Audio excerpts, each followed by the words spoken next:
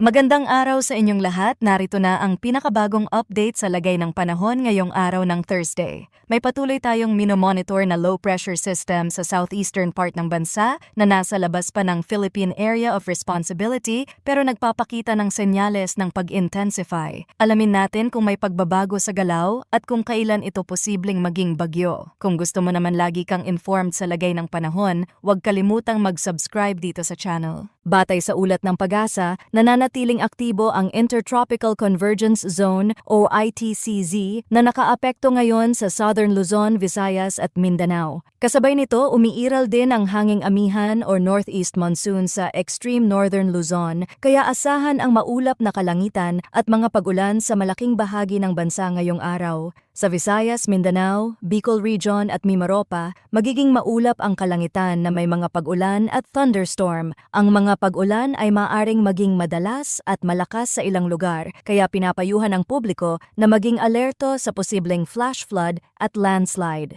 Sa Batanes, Cagayan, Apayao at Ilocos Norte, posibleng makaranas ng ulan na dulot ng hanging amihan. Bagamat hindi kasing lakas ng ulan sa Visayas, maaari pa rin itong magdulot ng pagbaha kung magpapatuloy sa loob ng ilang oras. Samantala, sa Metro Manila, Calabarzon, Aurora at Isabela, makakaranas din ng mga pag-ulan na may kasamang thunderstorm dahil sa epekto ng shear line. Sa natitirang bahagi ng Luzon, asahan ang bahagyang maulap hanggang maulap na panahon na may mga panandaliang pag-ulan sa hapon o gabi dahil sa localized thunderstorms. Ayon sa pinakahuling analysis ng mga international weather models, dalawang low-pressure system ang nakikita ngayon. Yung nasa kanlurang bahagi ay hindi inaasahang magiging bagyo dahil papalayo ito ng bansa. Pero yung nasa silangan, na matagal na nating binabantayan, ay may mataas na posibilidad na maging tropical cyclone. Kapag ito ay lumakas, tatawagin itong Bagyong Tino. Batay sa GFS model ng Estados Unidos, posibleng pumasok ito sa Philippine Area of Responsibility sa mga unang araw ng November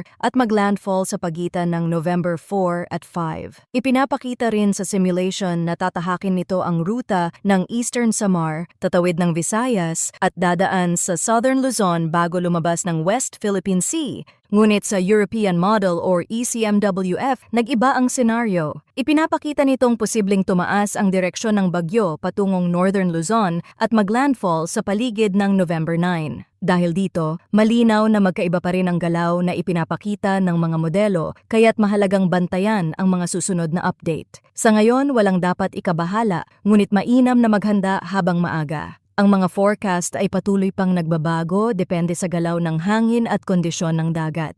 Kaya't manatiling nakatutok dito sa ating channel at maging alerto sa mga posibleng advisory sa inyong lugar. Tandaan, mas mabuting handa bago pa man dumating ang bagyo.